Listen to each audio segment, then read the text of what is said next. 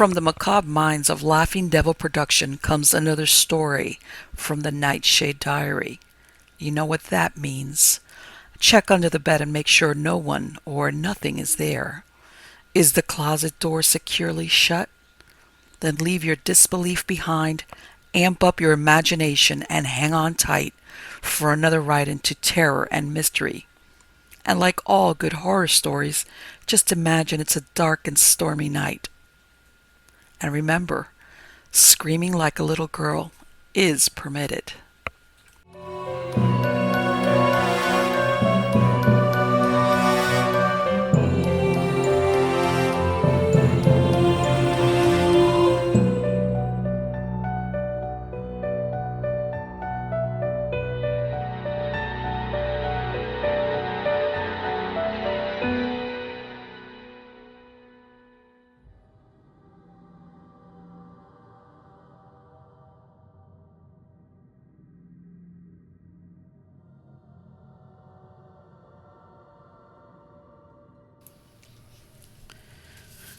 I'm sure it was number 31 by A. M. Burrage. Alfred McLeland Burrage had his greatest success in 1930 with his novel War is War under the pseudonym Ex-Private X, but he is now remembered mainly as one of the finest English ghost story writers alongside Benson, Wakefield, and James. His half-century career as a prolific writer for the popular magazines began at the age of 17. It happened many years ago when I was a boy of 18, out house hunting for my mother in a London suburb within a mile and a half of where we were then living. There were many houses to be let in those happy Edwardian days, and having a bicycle and knowing my mother's requirements, I could thus save her fruitless journeys to some which I knew she would not consider. I had in my pocket several orders to view from local agents. It was on my way to an address when the strangest incident of my life befell me. It was on a sunny October afternoon, and apart from feeling lethargic and depressed, I believe I was in a normal state of health.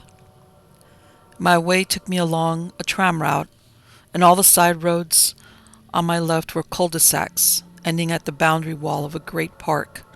I looked down all these side roads as I passed, and suddenly I stopped at a corner and got off my machine, for I had seen a to let board slanting over some railings about halfway down on the right.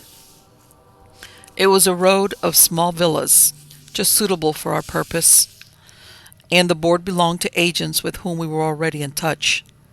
Then, although I could find no house in that road on my list, I decided to go and investigate. So I rode up, balanced my machine against the curb, and rang the bell. I was quite unprepared for the sight of the lady who came to the door.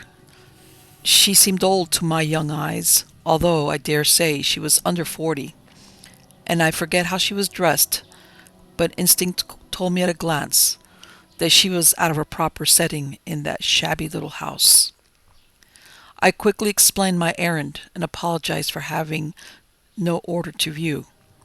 At the same time, I offered to show her other orders from the same agent. "Oh," she said, "I'm sorry. The men ought to have taken the board away. I've decided to stay on." I think she recognized me, as already I had recognized her, as someone who had seen better days. I was a shabby, untidy, lank-haired sallow boy, not at all of the type to interest a heart-hungry widow. Probably I looked very tired and jaded. Whatever the reason, she said, "Won't you come in and have a cup of tea?" She was just like some other fellows made her in the days before poverty had changed my environment, and all my shyness went from me on the instant. I followed her into the front room, where two surprises awaited me. The lesser of these was the furniture, much too massive for its setting, and the oil paintings of Army and Navy officers of past generations. The greatest surprise was the girl of about 16, who rose to greet me as her mother said, "This is my daughter, Mumps, darling. I don't yet know this gentleman's name. I dare say I was still staring as I supplied it. She was about the most vivid and striking young person I had ever seen, with long black hair hanging loose over her shoulders, and a wonderful warm complexion which seemed to light the room for me. Chocolate box prettiness? Well, perhaps it was, but it reduced me for a time to bashful nervousness. We sat talking for a while, and my hostess succeeded in overcoming my shyness by talking about herself. Her name was Ellis, and I gathered that she was a widow. Invariably, she addressed her daughter as Mumps, and I never knew the girl's real Christian name. Presently, I noticed on one of the walls an oil painting of Mumps, done apparently a year or two before. It looked a little amateurish besides the others, and I was not surprised to hear that it was Mrs. Ellis's own work. "Oh, Mumps is a much better artist than I am," she laughed. "Show him some of your drawings, dear, while I get the tea." Mumps had little to say for herself, and seemed as shy as her new acquaintance. But she unearthed a portfolio and increased my embarrassment by showing some figure drawings, which struck me as being extremely well done, but rather startling. However, she displayed them in the same manner in which she might have shown me views of a cathedral. Had I been older and more experienced, I might have jumped to a certain conclusion about that mother and daughter, and I am sure that I should have been wrong. Whatever the mother may have done, and I suspect nothing worse than unpaid bills, there was nothing coarse about her. Besides, a shabby boy with only coppers in his pocket was hardly fair game for harpies. Over tea, I told them about myself. I wonder if they really believed that I had been, and probably still was, the youngest professional writer in the country, and that I had had a story accepted a year before I left school. But even if Mrs. Ellis took me for a young liar, I was well aware that she liked me. She had told me little about herself, save that she was a widow, but mentioned one of her relatives when I told her about my father's terrible illness, which had left me a schoolboy of 17 with a penniless mother to support. "What a pity," she said, "that he didn't see my uncle," and she seemed a knighted physician in Harley Street. Well, I could not stay forever, and the time came for me to go. Mumps and her mother preceded me into the little hall, and I took leave first of the girl. Mrs. Ellis opened a door, and I said good-bye to her on the steps. Of course, I had been hoping that she would ask me to come again, but she did not. Her manner, despite her self-possession, was in the circumstances extraordinary. She seemed almost tearful, and might have been parting forever from an old and dear friend, for I knew that she liked me, just as I knew that she knew I had fallen in love with Mumps. Had I done the incredible and bending over and kissing her, I know she would have given me a little hug, and a moment later she would have closed the door softly upon me forever.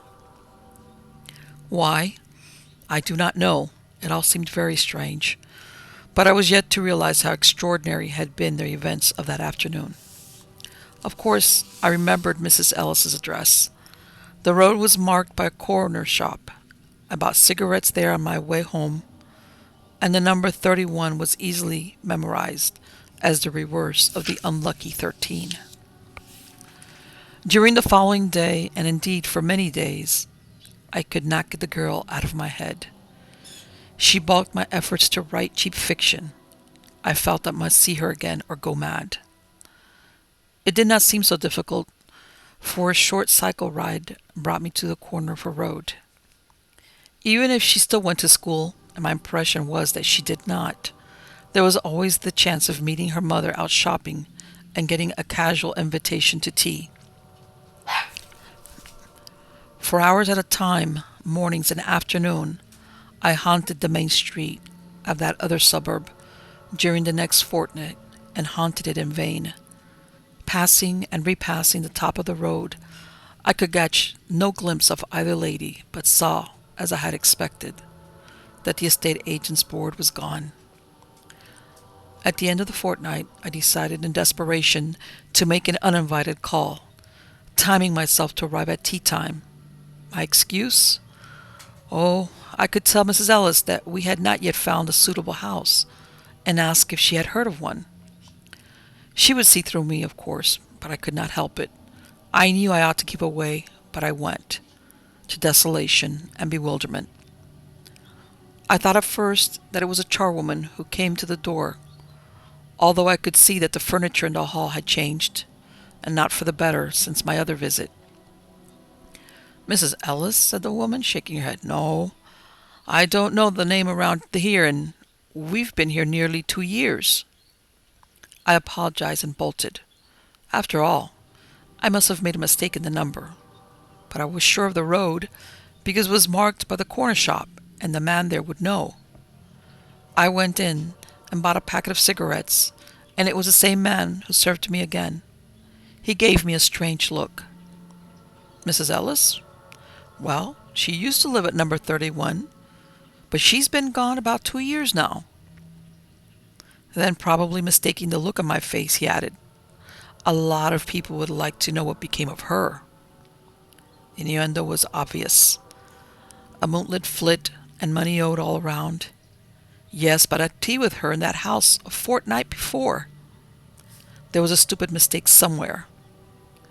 But the man described her in mumps, even mentioning the silly nickname. Further, he knew about the Harley Street doctor. "Yes," he said, "she was well connected, that lady. I wonder where she went. It's a long time now. Your governor's going to have a job to find her." I was too shocked and dazed to resent being taken for a debt collector spy. All I realized was that a fortnight before, I had had tea with two ladies in the house from which they had vanished 2 years earlier, while at the same time it was occupied by others. Further, that I had been strongly attracted to a girl who might be a ghost or a dream. Of course she could be neither, but on the other hand, what had become of her and her mother? I could not possibly have dreamed of real people of whom I had never heard. And never since have I heard of them nor met any who knew them. I could, of course, have written to the Harley Street doctor, but such a letter would be difficult enough for me even today. It was beyond the troubled lad of 18 who was afraid of being taken for a liar or of plunging into troubled waters where he had no business.